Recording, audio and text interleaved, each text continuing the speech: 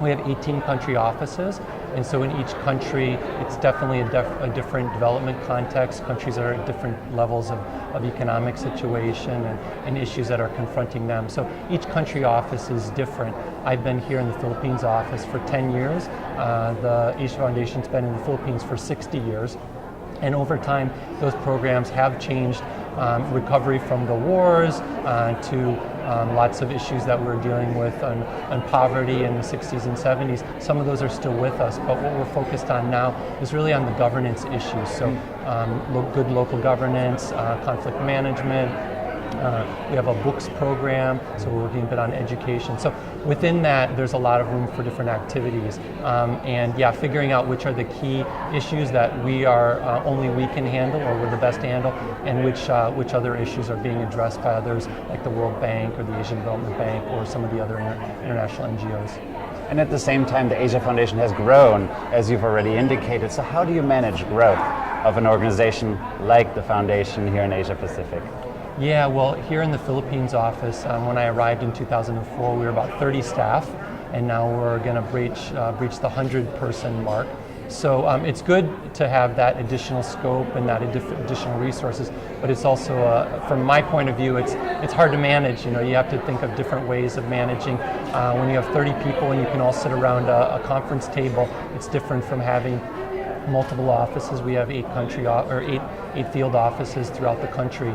So you got to have, and what we're doing as an organization is moving towards more of we have something called One Tap, which is more of a media platform and also an integrated IT system, so that we can communicate more easily. We can do webinars. We can do shared storage of documentation, so people aren't keeping their files just on their own hard drive. So those kinds of mechanisms help to collaborate and also to then have better impact in the work that we do. And in the Philippines specifically, how have you seen the staff change over the years now? Are you hiring more locally, less internationally, or how does that work out? Pretty much the same. We've always been very focused on Philippines staff, Philippines talent here. So when I joined, we only had 1 or 2 international staff, and we still only have 1 or 2 international staff despite growing 3 or 4-fold. The way that we really recruit is we do a little bit of advertising, and we do things like this career forum to get our name out and to get people who are coming into the sector aware of who we are. But the real way that we really recruit, I think, is by observing our partners in action and seeing who the best people are, and then talking to them and saying, hey, we have a position opening, would you like to come join us? Or recommendation. So it's really seeing people in action and then trying to see if there's a good fit. So yeah, we do search databases for resumes and things like that. We always need to do that, but we're also just scouting to see who the new upcomers are.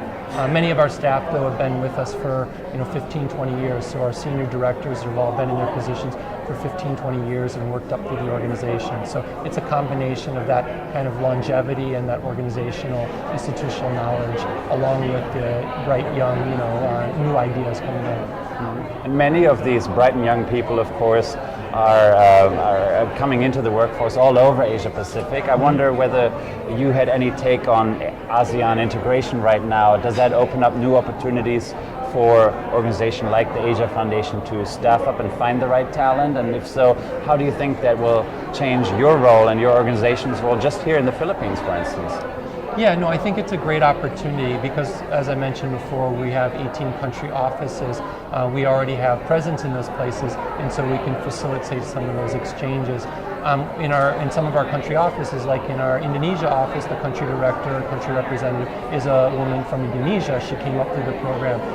The person in our Bangladesh office is Bangladeshi American or Bangladeshi Canadian. So I think there's a lot, and throughout the Asia Foundation, there are people from the region who are running the offices and also at entry level. So throughout. So I think we're ready for that, but I think it'll increase as we go forward, and hopefully we're well positioned to handle that.